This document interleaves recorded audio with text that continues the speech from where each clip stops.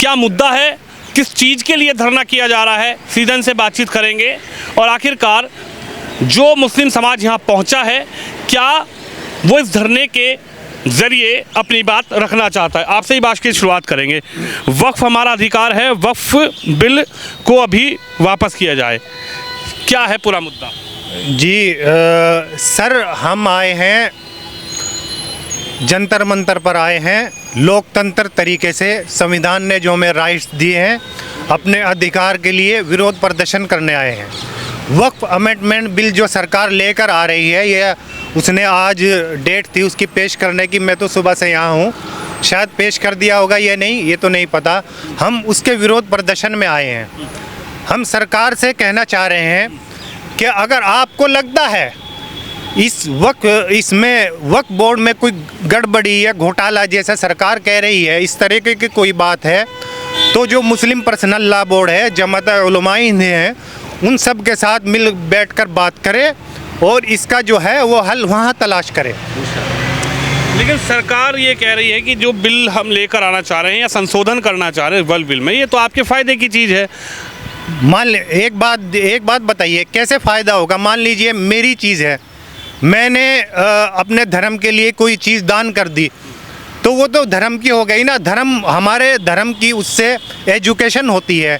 जो हमारे गरीब लोग हैं, पीपल गरीब है, जो अपने बच्चों को स्कूल नहीं भेज सकते, फीस नहीं अदा कर सकते, यहाँ से वक्फ प्रॉपर्टी से उनके बच्चे पढ़ते हैं, उनके बच्चे एजुकेशन हासिल करते हैं। जो हमारे गरीब, यतीम, मिस्कीन, बेवाएँ हैं, उनको उससे पैसा पहुंचता है, इमामों को तनख्वाह पहुंचती है, हमारा उससे मुसलमानों का एजुकेशन हब आगे बढ़ता है।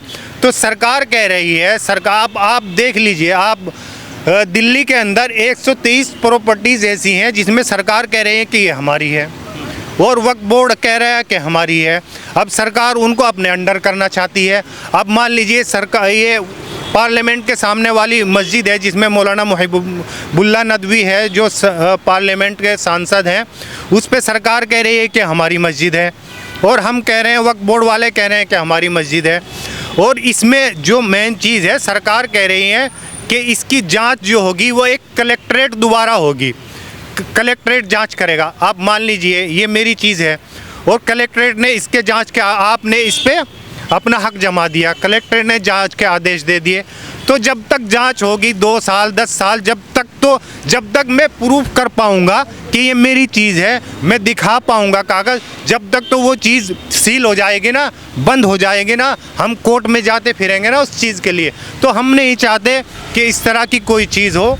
क्या नाम है आपका? थोड़ा गया। मोहम्मद हजरत कासमी है। अच्छा कासमी जी, ये बताइए, अभी कुछ दिन पहले कुछ खबरें ऐसी आई कि भाई आपने या इन्होंने कोई प्रॉपर्टी दान की, वक्फ की, और उसको लेकर आपने तो इनको दी या इनको दी किस चीज़ के लिए कि साहब चले ठीक है कि आपने दान कर दिया धर्म, लेकिन किसी ने उस पर कुंडली मारकर बैठ गए, कोई उस पर अपना हक जमाने लगा, इसको लेकर क्या कहेंगे? जी, आपकी बात बिल्कुल सही है। देखिए, कोई भी महकमा हो, कोई भी सोसाइटी हो, एकदम इक्वल, सब में हर चीज़ एक्यूरेट कहीं नहीं होती, कोई ना कोई गड़बड़ियाँ होती है, कहीं ना कहीं कोई ना कोई कमी रह जाती है। मान लीजिए अगर इस तरह की कोई बात है भी, तो हम सरकार के साथ कंधे से कंधा मिलाकर खड़े हैं। बातचीत होनी चाहिए, बातचीत होनी चाहिए, डायलॉग बाजी से बात होनी चाहिए। आप क्या कहेंगे? क्या आपके उलेमाओं से या आपके लोगों से गवर्नमेंट बात नहीं कर रही है, या आपको लगता है कि अगर गवर्नमेंट इस बिल को ले आएगी तो ये आपके फ़ायदे का है, या फिर ये आपके मतलब विरोध में जाएगा? ये अगर बिल पास हो जाता है तो मुसलमानों का बहुत बड़ा नुकसान हो जाएगा। आप यूँ कह लीजिए, मुसलमानों का मुस्तकबिल बिल्कुल बेकार हो जाएगा। मसलन एक स्कूल बना हुआ है और वक्फ की प्रॉपर्टी पर बना हुआ है वो स्कूल, उसमें गरीब यतीम बच्चे पढ़ रहे हैं। अब ये बिल बनने के बाद में पता चली गवर्नमेंट ने कह दिया ये हमारी ज़मीन है, या आपने दावा कर दिया ये हमारी ज़मीन है, स्कूल तो बंद हो जाएगा। और इस तरीके से हज़ारों स्कूल, हज़ारों मदरसे, हज़ारों कब्रिस्तान, हज़ारों मस्जिदें अपने हिंदुस्तान के अंदर बनी हुई है। तो इस बिल के बनने से सबसे बड़ा नुकसान ये हो जाएगा, मुसलमान फिर जो है केस और मुकदमों में उलझ के रह जाएगा और सारा मामला ख़राब हो जाएगा। तो हमारी अपील, हाँ, हमारी अपील और गुजारिश ये है हुकूमत से, जो इस बिल को ना लाया जाए, इसको यही ख़त्म कर दिया जाए। आपको लगता है कि आपके लोगों से बड़े जो भी आपके उत्तरदायी लोग हैं या जो भी वो चलाते हैं, अपनी संस्थाएं चलाते हैं, उनसे बात नहीं हो पा रही या आप लोगों को समझाया नहीं पा रही सरकार, या सरकार एक पक्ष अपना चलाना चाह रही है कि ठीक है साहब बिल आ गया और हमारा कंट्रोल हो जाएगा, ऐसा लगता है, या फिर आपके फायदे में रहेगा? ऐसे जो आप कह रहे हैं सरकार सिर्फ यही चाह रही है सिर्फ इसमें हमारी मर्जी चले। अगर सरकार बैठ करके इस तरीके से बात करेगी तो ये नौबत नहीं आती, हम यहाँ आज नहीं आते। लेकिन बिल तो जेपीसी में भी गया था। नहीं गया है, लेकिन वो इस तरीके से नहीं होगा ना। जो all India Muslim personal law board के लोग हैं उनसे बात करें आप उनके सामने बात रखें। ऐसे किसी से भी आपसे भी सवाल ले लेंगे, इनसे भी ले लेंगे, कोई भी कह देगा इसके लिए। तो जेपीसी में all India Muslim personal law board के लोग थोड़े ही है, जमीयत के लोग थोड़े ही हैं, उलमा लोग थोड़े ही हैं जो वक्फ को चलाते हैं। मान लीजिए कोई चीज़ मेरे तहत चल रही है, मैं ही जानता हूँ ना क्या गड़बड़ है, क्या अच्छा है, क्या बुरा है। तो सरकार को डायलॉग बाजी करनी चाहिए। सरकार नहीं करती है क्या? अगर कहीं ज़रूरत होती है देश विदेश के लिए तो मौलाना महमूद मदनी साहब को भेजती है डायलॉग बाजी करने के लिए। तो मौलाना महमूद मदनी साहब से बात करें, ऑल इंडिया मुस्लिम पर मौलाना खालिद सैफुल्लाह रहमानी साहब से बात करें, हमारे बड़ों से बात करें, डायलॉग बाजी से बात करें, बात से ही हल होगा। कि जो वक्फ बिल अमेंडमेंट आप लेकर आ रहे हैं वो गलत है। ये वक्फ बिल अमेंडमेंट की ज़रूरत ही नहीं है, क्योंकि सरकार का नज़रिया नहीं है। सरकार पूरी बीजेपी और आरएसएस की सोच के हिसाब से चल रही है। सरकार को ये होना चाहिए कि जब चुनाव हो जाए तो सरकार को किसी पार्टी का सरकार नहीं होती है, लेकिन सरकार आरएसएस के एजेंडे पर काम कर रही है। उनका सिर्फ ये मकसद है कि हिंदू मुसलमानों में फसाद होते रहें और हम कुर्सी पे बैठे रहें। आप देख लीजिए कितने मामले इतने आए हैं, कहीं मंदिर का मामला हो या मस्जिद का मामला हो, आम लोगों ने कोई बात नहीं उठाई होगी। हमेशा या तो किसी विश्व हिंदू परिषद के लोग आदमी उठाई होगी या किसी कट्टरपंथी उठाई होगी, लेकिन आम जनता नहीं चाहती कि हिंदू या मुसलमानों में कोई विवाद हो।